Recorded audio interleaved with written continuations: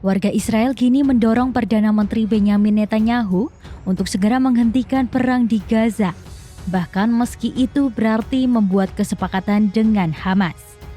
Jajak pendapat terbaru yang dirilis Channel 12 mengungkap bahwa sekitar 74% warga Israel, termasuk 60% pendukung koalisi pemerintah, mendukung kesepakatan pembebasan seluruh sandera asal Israel sebagai imbalan dari dihentikannya perang di Gaza.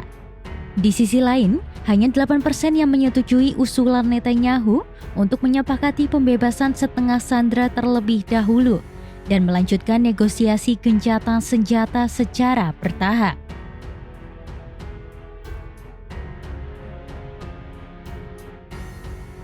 Survei ini juga memperlihatkan ketidakpercayaan publik terhadap motif Netanyahu.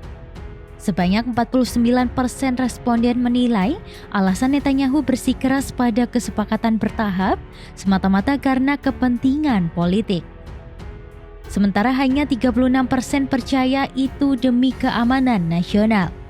Sikap Netanyahu ini semakin mengundang kritik termasuk dari kalangan keluarga sandera setelah ia menyatakan bahwa kesepakatan komprehensif dengan Hamas tidak pernah menjadi opsi pemerintah.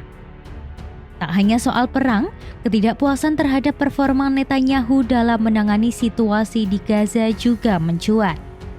Sekitar 55% responden menilai kinerjanya buruk, hanya 41% yang menilainya baik. Mantan Menteri Pertahanan Israel Yoav Gallant juga dinilai mengecewakan oleh 52% warga, sedangkan Kepala Staf IDF Eyal Zamir mendapat citra positif dengan 62% penilaian baik.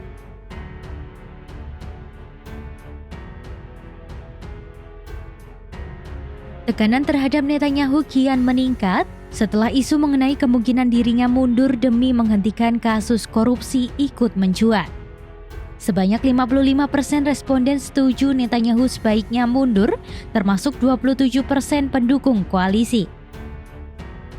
Isu yang paling mempengaruhi pilihan warga dalam pemilu mendatang adalah ekonomi dan biaya hidup, disusul konflik di Gaza, kebijakan wajib militer untuk komunitas ultra-ortodoks Haredi, serta perpecahan internal negara.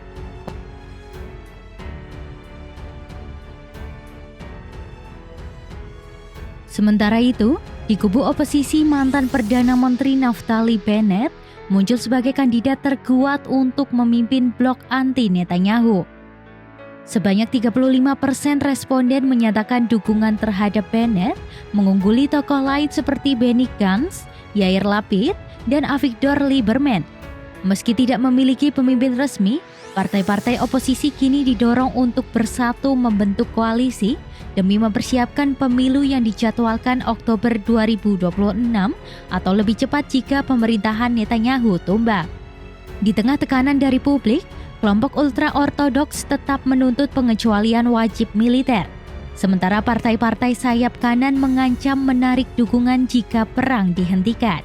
Di balik layar, laporan menyebut Netanyahu tengah menjalin komunikasi dengan Presiden Amerika Serikat Donald Trump, membahas penyelesaian konflik Gaza, peluang hidupnya solusi dua negara, dan upaya menormalisasi hubungan dengan Arab Saudi dan Suriah.